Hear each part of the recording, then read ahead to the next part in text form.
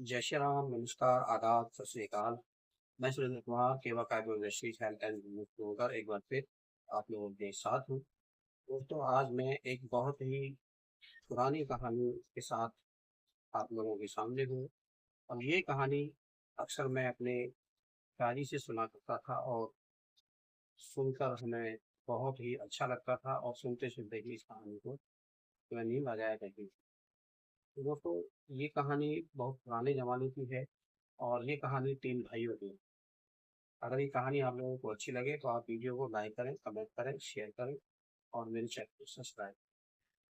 एक गांव है, उस गांव में एक परिवार है। इस परिवार में 3 भाई हैं और 2 भाई उसमें परिवार वाले हैं और एक भाई बगैर परिवार वाला है। यानी 2 भाई शादीशुदा है और एक भाई बगैर शादीशुदा है। जो 2 भाई हैं वो नए ज़माने के हैं और वो अपना खेती-बाड़ी का और पशुओं का काम करना पसंद नहीं करते, इसलिए वो अपना सुबह उठे, नहाए-धोए और नाश्ता पानी करके खाना-पीना खा के अपने दुनिया निकल जाते हैं। लेकिन जो छोटा भाई है, वो बहुत ही मेहनती और वो अच्छा इंसान है। वो पूरा घर का काम देखता है और पशुओं को देखता है और खेती-बाड़ी का जो भी काम होता है, वो सभी काम करता है। लगातार ये सिलसिला चलता रहता है और बहुत वक़्त बीतने के बाद भाइयों को फ़िक्र होती है कि भाई अब हमें अपने भाई की शादी कर देनी चाहिए। तो वो अपने भाई के लिए एक लड़की देखकर और उसकी शादी कर देते हैं। शादी करने के बाद उसकी पत्नी भी बहुत अच्छी और मेहनती होती है। वो भी अपने पति के साथ निरंतर काम करती है। जो उसका पति करता है वही वो करती है। लेकिन उसकी जेठानियाँ और दोनों जेठ वो ना कुछ करते थे और ना ही वो कुछ करती थी और सिर्फ़ उसके ऊपर और उसके आदमी के ऊपर जो हुक्म चलाते थे, यानी उसको ये कर लो, वो कर लो, ये सब कुछ वो लोग कराते थे लेकिन खुद कुछ नहीं करते थे। इस चीज़ को देखते हुए काफ़ी समय बीत गया। उसकी घरवाली इन चीज़ों से एक तरफ चिंतित होने लगी कि ये सारा काम मेरे पति ही करते हैं और ऐशो-आराम की ज़िंदगी मेरे जेठ और जेठानी बिताते हैं, तो हमें अपना परिवार अलग कर लेना चाहिए। तो एक दिन उसने रात को अपने पति से कहा कि भई, आज मेरे मुझे आपसे एक बात करनी है। तो उसने कहा, ठीक है, बताइए क्या बात करनी है, आप बोलो। तो मैं चाहती हूँ कि अब हम अपना परिवार अलग कर लें और अपने अकेले परिवार की शुरुआत करें। तो ठीक है भाई, मैं भाइयों से बात करके इस चीज़ का समाधान निकालेंगे। तो अगले दिन वो अपने दोनों भाइयों से बात करता है कि भैया, अब हमें अपना अपना परिवार अलग कर लेना चाहिए। तो आप मुझे अपने हिस्से का जो है मेरा वो मुझे दे दीजिए और मैं अब अलग रहना चाहता हूँ।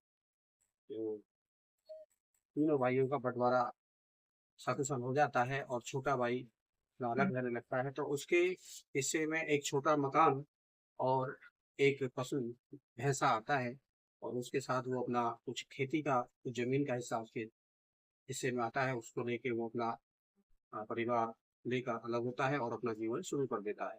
मेहनती होता है, उसकी घरवाली भी मेहनती है, तो वो दिन ब दिन मेहनत करके आगे बढ़ते हैं। लेकिन उधर जो उसके दोनों भाई और दोनों जो उसकी भाभियाँ थीं, वो पहले से ही आलसी और फैसले खर्चीले टाइप के थे। तो वो दिन पे दिन जो है उनकी कहानी जो है घाटे में जाने लगती है, यानी उनको लॉस होने लगता है, ना ही वो काम कर पाते हैं और आए दिन कुछ ना कुछ उनके साथ परेशानियाँ खड़ी होती हैं। तो इस चीज़ को देखते हुए उसकी जो दोनों भाभी हैं, उनके अंदर उसको देखकर ज्वेलसी पैदा होती है, यानी कि वो उससे जलने लगती है। तो एक दिन उन दोनों के दिमाग में एक बहुत ही खतरनाक अ, प्लान आता है और वो कहती हैं कि अब ये तो हमसे बहुत आगे निकल जाएगा, ये बहुत अमीर हो जाएगा और हम दिन पे दिन गरीब होते चले जा रहे हैं, क्योंकि हमारे आदमी लोग काम नहीं करते हैं। अब हमें ही कुछ ना कुछ करना पड़ेगा जिससे कि हमारा अच्छा हो और इसका बुरा हो। तो इस भावना के साथ में वो अपने पतियों से शाम को बोलती हैं कि आप जो है अपने भाई के इस पशु को यानी भैंसे को मार दीजिए। कि भाई तो एक बार तो मना करते हैं, लेकिन वो कहती है कि अगर आप ये नहीं करेंगे तो हम आपको छोड़कर चले जाएँगे। इन चीज़ों को सुनकर आदमी ना चाहते हुए भी उस काम को करने के लिए तैयार हो जाते हैं और रात में उस भैंसे को कुछ चारे के रूप में देते हैं और वो भैंसा मर जाता है। अगले दिन जब उसकी मिसेज़ भैंसे को खोलने जाती है तो देखती है भैंसा मरा हुआ है। तो वो रोने लगती है, उसको रोने की आवाज़ सुनकर वो जानता है क्या हुआ। बोले हमारा भैंसा किसी ने मार दिया। बोले कोई बात नहीं, चिंता ना करो, ऊपर वाला जो कुछ करेगा अच्छा ही करेगा। वो इस चीज़ को सोचते हुए उस व्यक्ति को बुलाता है जो पहले जानवरों का या पशुओं का जो है मृत शरीर लेके जाया करते थे और उनसे खाल निकाल लिया करते थे। तो उसको बुलाया जाता है और उसको बुलाकर खाल निकलवा के एक बोरे में बंद करके और चमड़ा बाजार में निकल जाता है। चमड़े बाजार में पहुंचता है और बाजार में पहुंचने के बाद जिस तरीके से वो बेचना चाहता है वो खाल पूरा दिन नहीं बिक पाती है और सुबह से शाम हो जाती है और शाम से रात हो जाती है। लौटते उसको काफी देर हो जाती है। और पुराने समय में ना कोई वाहन हुआ करते थे, कोई बैलगाड़ी, गधा, अच्छा इस तरीके की सवारियां हुआ करती थी, वो भी जो है पैसे वालों के लिए। तो दोस्तों चलते हुए उसे रात हो जाती है। एक जंगल में ही बहुत ज्यादा रात हो गई तो वो एक बाग के अंदर एक पेड़ पे चढ़ के बैठ जाता है और रात ही गुजारने की सोचता है। और उधर उसी बाग में उस पेड़ के नीचे जो डाकू डकैत होते हैं, जो पूरे चोरी डकैती करके अपना माल लेकर आते हैं और उसी पेड़ के नीचे बैठकर वो बंटवारा करते हैं। उन डाकू डकैतों को देखकर वह डर जाता है और डर में उसके हाथ से वो खाल फूंक कर नीचे गिरती है जो कि उन लोगों के ऊपर आके गिरी। और वो सोचते हैं कि शायद इस लड़के का कोई भूत या प्रेत है। उस चीज को सोचते हुए वो लोग वहां से भाग जाते हैं उस लूट के माल को छोड़कर। सुबह होने से पहले वो पेड़ से नीचे उतरता है और देखता है कि बहुत सारा माल पड़ा हुआ है। वो अपने उस खाल को तो वहीं आग में फेंक देता है, लेकिन उस माल को अपने बोरे में बंद करके और घर चला आता है। सुबह आते ही घर बोलता है कि आप आदमी के पास जाओ और इनसे तराजू लेकर आओ।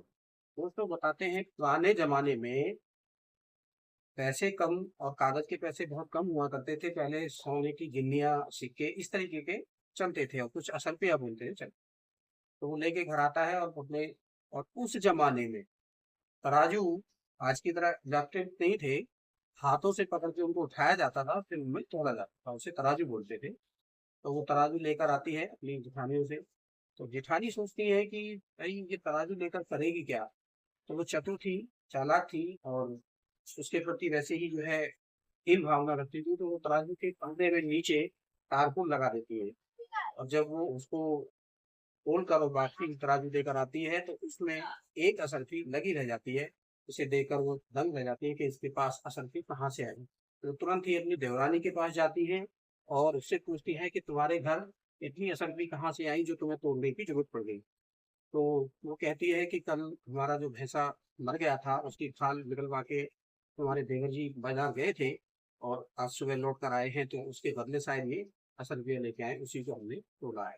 तो उनके दिमाग में घंटी बजती है कि एक भैंसा हमने मरवाया तो उसकी एक भैंसे की खाल से इतना सारा ये धन लेकर आया है, तो हमारे पास तो 4-5 जानवर हैं, 4-5 भैंसे हैं।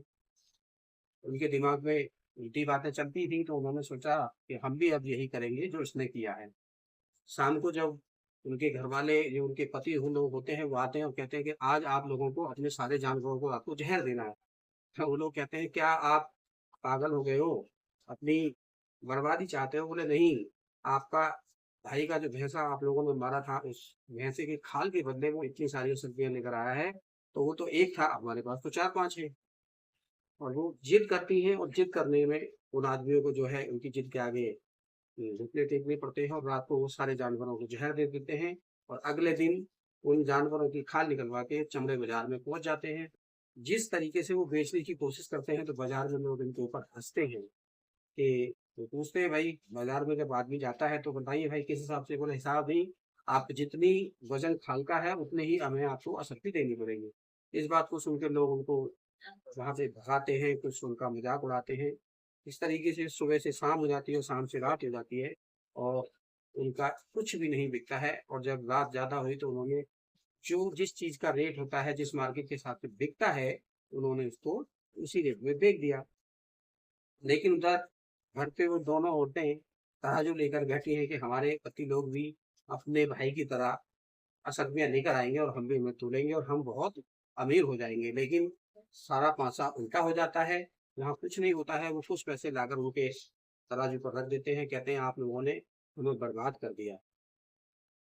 तो उसके बाद फिर जीवन बीतने लगता है, थोड़ी आगे समय बीतता है और बीतने के बाद फिर उनके दिमाग में एक फ़्रूट उठता है कि अब इसके भाई को हम किसी न किसी तरीके से नष्ट करके रहेंगे और उसे बर्बाद करके रहेंगे। तो वो सोचती हैं कि अब इसके भाई के घर में आग लगवाई जाए।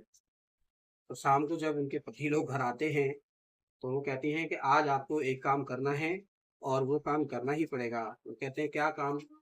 कि आज आपको अपने भाई के घर में आग लगानी होगी। वो लोग मना करते हैं कि नहीं, हमारा भाई है, हम ऐसा नहीं करेंगे। तो फिर वही वो धमकी देती हैं कि अगर आप ऐसा नहीं करोगे तो हम आपको छोड़कर चले जाएंगे।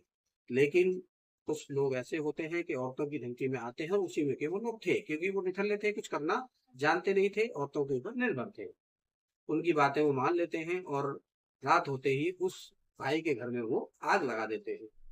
तो पुराने टाइम में ज्यादातर वो घर कच्चे और बांस लकड़ी के हुआ करते थे, तो पूरा घर जल जाता है और सुबह जो उसमें से कोयला निकलता है, उस कोयले को बीन कर वो एक बोरे में भर कर और एक खच्चर को लेता है और खच्चर की पीठ पे उसको रख के और बाजार की तरफ चल देता है।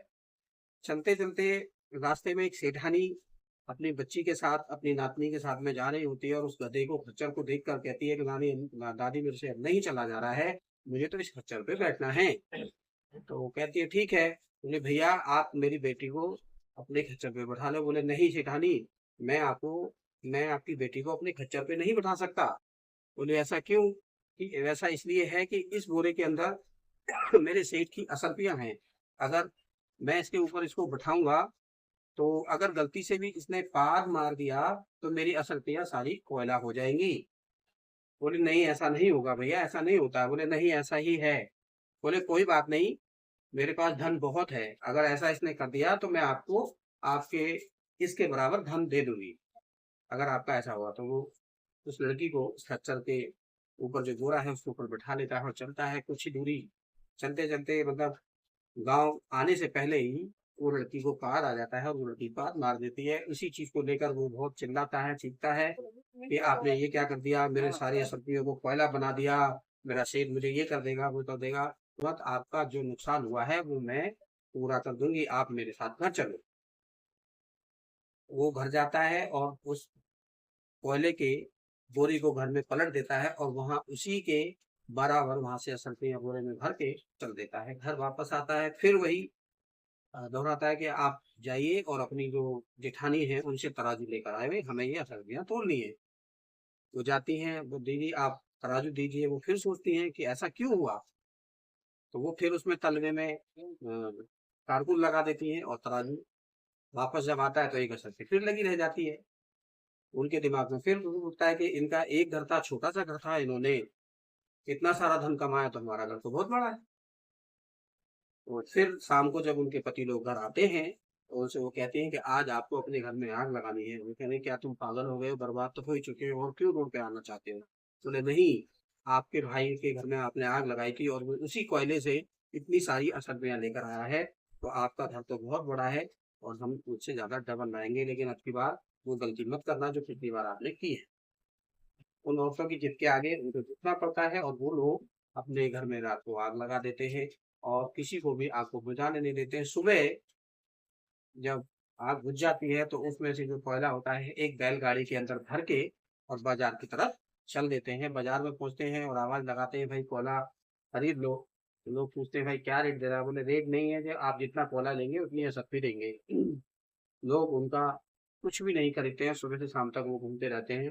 जब शाम हुई, उन्हें लगा कि अब कुछ नहीं बिकेगा, तो वो उसी रेट में कोयले को बेचते हैं जिस रेट में कोयला बिकता है और वो वहां से वापसी चल देते हैं। उधर वो दोनों औरतें फिर पिछली की तरह ही तराजू को लेकर बैठी हैं और सोचती है कि अब तो हम बहुत बड़े आदमी बन जाएंगे, हम करोड़पति, हमारे अमीर हो जाएंगे। लेकिन घर जाते ही उन लोगों को देखते ही वो उल्टा हो जाता है और वो लोग माथा पकड़ के बैठते हैं कि तुमने सारा कुछ बर्बाद कर दिया, सब बर्बाद हो गए, अब हम रोड पर आ गए। वो औरतें और चिढ़ गई और अपने सेवन के बारे में कुछ बहुत ही गलत सोचने लगी। अगले दिन ही उन्होंने कहा कि आज आपको हमारा काम करना होगा और नहीं करोगे तो हम चले जाएंगे। उन्होंने क्या काम करना है, अब आप क्यों बर्बादी की तरफ जा रहे हैं। बोले नहीं, आपको ये काम तो करना ही होगा। अपनी औरतों के पत्नियों के कहने में आके वो उस काम के लिए तैयार हो जाते हैं जिसको सुनते ही लोगों की रूह कांप जाती है। वो दोनों सब औरतें कहती हैं कि आज आपको अपने भाई को मारना होगा, उसे चारपाई सहित गंगा में बह के आना होगा। वो लोग तैयार नहीं होते हैं, लेकिन वो औरतें जिद करती हैं और वो रात हो जाते हैं। तो रात को जब भाई उनका सो रहा होता है, तो चारपाई के सहित उसको उठाकर वो गंगा किनारे ले जाते हैं। गंगा पर ले जाके लेकिन गंगा किनारे रख देते हैं और उसके बाद वो थोड़ा सा सुबह सुबह जंगल फ्रेश होने जाते हैं। तो उधर एक ग्वाल वाला, एक ग्वाल जो पशु चराता था, वो पशु चरा रहा था सुबह सुबह, और उसको गंगा किनारे बंधा हुआ देखता है तो कहता, भैया ये आपको यहाँ क्यों बांध के रखा हुआ है? तो वो जो उनका भाई होता है कहता, भाई मेरे बड़े भाई लोग मेरी दूसरी शादी कराना चाहते हैं। मेरी शादी हो चुकी है, लेकिन मेरी दूसरी शादी कराना चाहते हैं, इसीलिए मुझे इस तरीके से बांध के रखा हुआ है। उन्होंने कहा, भाई मेरी तो एक भी शादी नहीं हुई है, आप एक काम करो, आपको मैं खोल देता हूँ और आपकी जगह मैं लेट जाता हूँ, तो मेरी शादी हो जाएगी और आप भी दूसरी शादी से बच जाएंगे। उसने कहा, ठीक है, फटाफट मुझे खोलिए। तो वो उसको ग्वाल जो है उसको खोल देता है और खुद लेकर उसको वो चारपाई के साथ बांध देता है। और उसके दोनों भाई आते हैं तो उस ग्वाले को नदी में वो फेंक देते हैं, और उधर वो पुल के पहुंचने से पहले ही जो ग्वाले के पशु थे उनको सबको लेके घर आ जाता है। उनकी भाभियां देखकर चौंक जाती हैं कि ये क्या हुआ, अभी वो लोग आए नहीं और ये इतने सारे पशुओं को लेकर वापसी आ चुके हैं। कह रहे, देवर जी आपके भैया तो आपको नदी में डालने के लिए ले गए थे। बोले, भैया भाभी भैया ने गलती की कि जो मुझे चुंगा किनारे रख दिया, अगर उन्होंने बीच में फेंका होता तो मैं और अच्छे पशु लेके आता और ज्यादा लेके आता। तो उनके दिमाग में खराब बात उठती है, कहते हैं कि आज आपको हमारा एक काम करना होगा, और नहीं तो फिर हम आपके साथ ये कर देंगे वो कर देंगे, इस तरीके की बातें करती हैं और वो उसको राजी कर लेती हैं। तो उन्होंने कहा, ठीक है, आप जो कहेंगे वो करेंगे।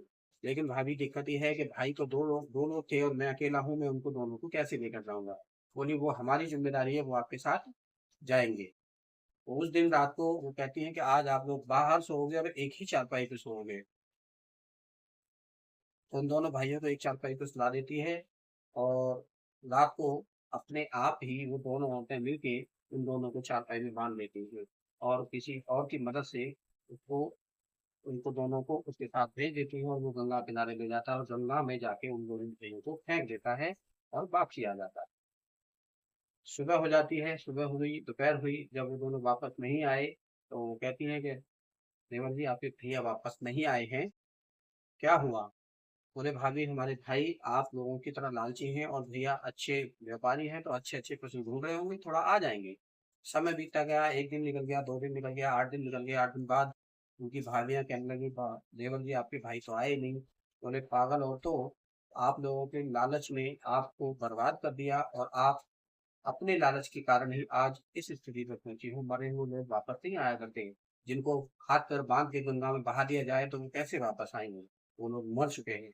इस बात को सोचकर वो अपने सर पर पे बैठ जाती हैं और रोने लगती हैं। फिर उनको एहसास होता है कि हमने क्या किया, हमारे लालच ने हमें ही बर्बाद कर दिया।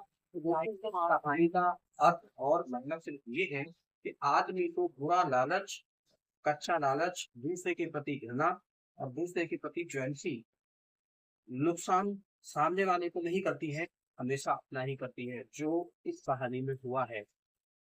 और आज के समाज में लोग एक चीज को अहमियत सबसे ज्यादा दे रहे हैं, वो है पैसा। पैसे के लिए भाई भाई से लड़ रहा है, बेटा बाप से लड़ रहा है, बहन भाई से लड़ रही है, पड़ोसी पड़ोसी से लड़ रहा है। सबसे ज्यादा अहमियत पैसे को दे दी गई है। इंसानियत को और समाज को बिल्कुल लोग भुला चुके हैं और वो लुप्त हो चुका है। तो दोस्तों, आज भी इन कहानियों के जरिए से अगर किसी को कुछ प्रेरणा मिलती है, तो मेरा इस वीडियो को बनाने का उद्देश्य जरूर सफल होगा। और मुझे उम्मीद है कि आपको कहानी पसंद आई होगी और